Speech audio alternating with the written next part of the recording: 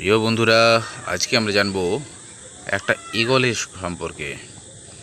একটি ঈগল তার জীবদ্দশায় প্রজাতির মধ্যে সবচেয়ে বেশি সময়ে বেঁচে থাকে।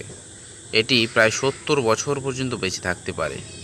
কিন্তু এই বয়সে পৌঁছানোর জন্য ঈগলকে খুব কঠিন সিদ্ধান্ত নিতে হয়। 40তম বছরে ঈগলের লম্বা এবং নমনীয় ট্যালন আর খাদ্য হিসাবে ব্যবহৃত শিকার ধরতে পারে না। এরা লম্বা এবং ধারালো ঠোঁট বাঁকা হয়ে যায়। এর পুরনো এবং ভারী ডানা তাদের ঘন পালকের কারণেই তার বুকে লেগে থাকে এবং উড়তে অসুবিধা হয়।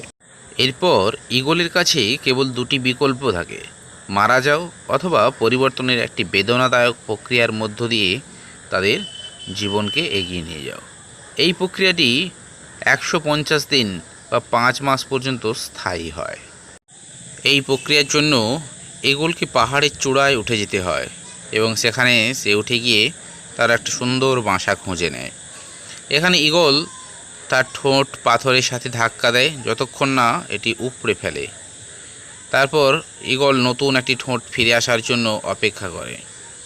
এরপর সে যখন নখগুলি উপড়ে ফেলবে তখন সে তার নতুন নখগুলি আবার ফিরে পাবে।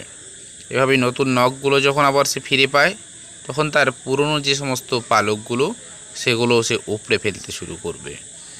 এরপর ঈগল আস্তে আস্তে করে পালকগুলো সেগুলো ফিরে পায়, আর এভাবেই একটা ঈগলের পুনর্জন্ম হয়।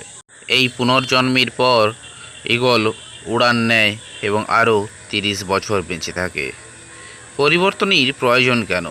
বেঁচে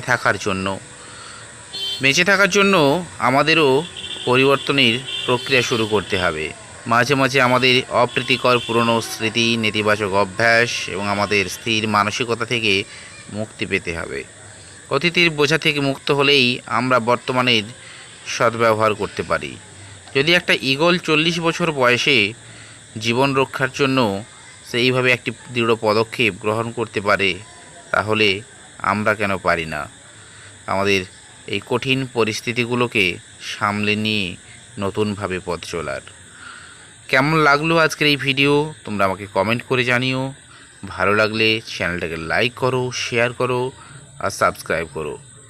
সবাইকে অনেক অনেক ধন্যবাদ।